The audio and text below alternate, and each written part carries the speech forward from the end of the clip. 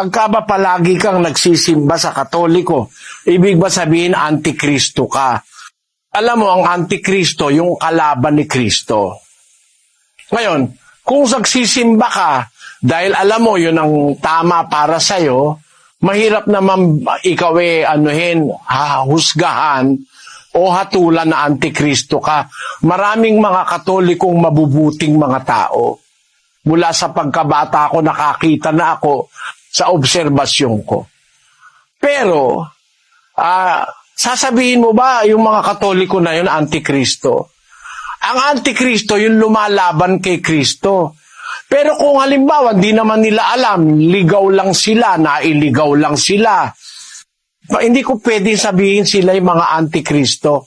Ang tinutukoy kasing antikristo sa Biblia, kapatid, yung talagang diretsahang nilalabanan si Kristo. Yung kasing salitang anti, sa Grego, sa English, sa kahit anong wika, yung salitang anti. Hindi yung anti na tiyahin, Kasi ang spelling ng anti na tiyahin, A-U-N-T-I-E. Pero yung antikristo, A-N-T-I, antikristo, kalaban ni Kristo. Hindi naman masasabing kung Katoliko ka, nagsisimba ka, antikristo ka na agad.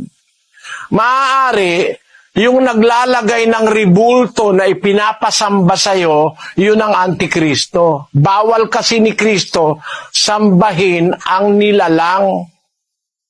Sambahin ang nilalang ay kasinungalingan para kay Kristo. Roma 1:25. Sapagkat pinalitan nila ang katotohanan ng Diyos ng kasinungalingan at sila'y nagsamba at nangaglingkod sa nilalang kaysa lumalang na siyang pinupuri magpakailanman siya nawa. Ayon. Merong sinasabi ang Panginoong Hesus na isinulat ni Pablo, mga taong pinalitan ang katotohanan ng Diyos ng kasinungalingan. Sila ang wika'y nagsisamba at naglingkod sa nilalang kaysa sa lumalang. Sa Kapampangan, ang sabi diyan, kasi nasa apalit tayo, uli ning linibera ing katutuanan ning Diyos, king meto nga kalaraman, at simbandet siwande, ing lelangan kesaking linalang, anong nino ing nuwan ang gaking mangga yanasa. Maliwanag, Pag sumasamba ka, lumuluhod ka sa nilalang, kasinungalingan yon, antikristo ka nun. Sino ang antikristo? Siguro yung naglagay doon. Hindi naman lahat ng Katoliko alam nila yun na yung pagsamba doon sa mga inilagay doon lalabas yung pagluhod mo ron, lalabas an act of antichrist act against Christ. Kasi pag lumuluhod ka sa mga nilalang, kasinungalingan yon sa harap ng Diyos. Pag naglilingkod ka sa nilalang, kasinungalingan yon sa harap ng Diyos. Hindi dapat sambahin ang nilalang. Sabi nga dun sa pasyong Katoliko, huwag kayong magagalit mga kababayang Katoliko. Yung pasyon kasi kinopya sa Biblia. Sabi sa pasyon sukat mong maalaman, sa sulat na papalaman, ang poong Diyos nga lamang, siyang dapat na luhuran at sambahin gabit araw. O, kita mo? Ang poong Diyos lamang. Meron pa bang iba? Pag sinabing lamang, wala nang iba. Ang siyang dapat na luhuran at sambahin gabit araw. Nasa pasyon ng Katoliko yan, hindi ko kayo inaatake. Yan ay kinopya sa Biblia. Sa Diyos ka lang luluhod. Pati yung anghel ayaw pumayag kay Juan nung lumuhod siya. Basahin natin ang 22:8 ng Apokalipsis. At akong si Juan, ako ang nakarinig at nakakita ng mga bagay na ito. At ng aking marinig at makita, ay nagpatira pa ako upang sumamba sa harapan ng anghel na nagpakita sa akin ng mga bagay na ito. At sinasabi niya sa akin, ingatan mong huwag gawin iyan. Ako'y kapwa mo alipin at ng iyong mga kapatid na mga propeta at ng mga tumutupad ng mga salita ng aklat na ito.